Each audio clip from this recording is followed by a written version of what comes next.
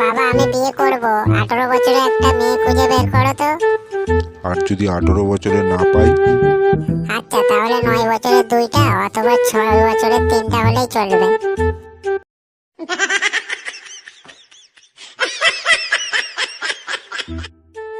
বাবা আমাকে একটা চশমা কিনে দাও তো, আমি দূরের জিনিস খুব কম দেখি।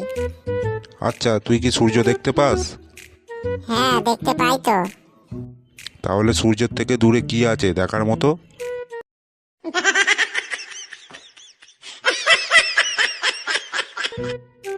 আচ্ছা বাবা তুমি কি তোমার টাকা বাঁচাতে চাও? হ্যাঁ অবশ্যই। আচ্ছা তাহলে আমাকে একটা বাইক কিনে দাও। কেন? বাইক কিনে দেবো কেন? কারণ বাইক কিনে দিলে জুতো কম ক্ষয় হবে, আর তোমার জুতো কেনার টাকাও বেঁচে যাবে।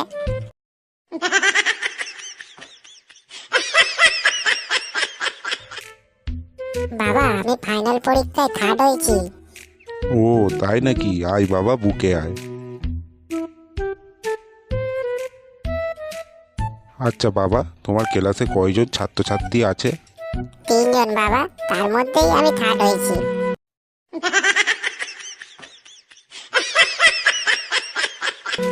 আচ্ছা শোন, তুই যদি এবার পরীক্ষায় ফেল করিস তাহলে তুই কিন্তু আর আমাকে বাবা বলে ডাকবি না।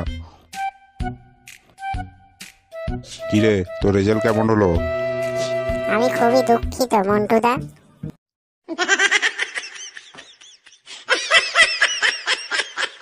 আচ্ছা, তোর সম্পর্কে একটা ভালো উদাহরণ দিতে পারবি? হ্যাঁ পারবো তো। যেমন ধরো চোর পালালে বুদ্ধি বাড়ে, তেমন বুদ্ধি বাড়ানোর জন্য চোরকে সবসময় পালাতে দেওয়া দরকার।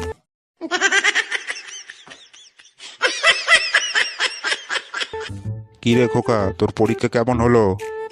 খুব ভালো পরীক্ষা দিয়েছি বাবা, শুধুমাত্র একটা উত্তরই ভুল হয়েছে। বাহ বাহ, এ তো খুব ভালো কথা রে। বাকি সবগুলো ঠিক হয়েছে?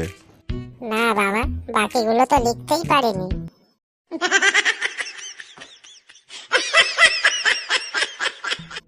আচ্ছা শোন, প্রতিদিন সকালে 1 গ্লাস করে দুধ খাবি, তাহলে এতে শক্তি বাড়বে।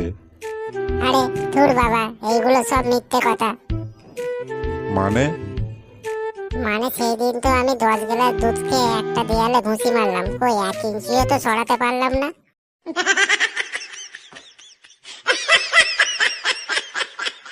বাবা আমি কিন্তু একটা ফেসবুকে মেয়েদের নাম দিয়ে 5টা আইডি খুলেছি। কি বললি হারামজাদা? তোর কি কোনো খেয়ে দেয়ে কাজ নেই? সারাদিন এইসব ফালতু কাজ করে বেড়াস, আর এইসব কথা তুই আমাকে কেন বলছিস?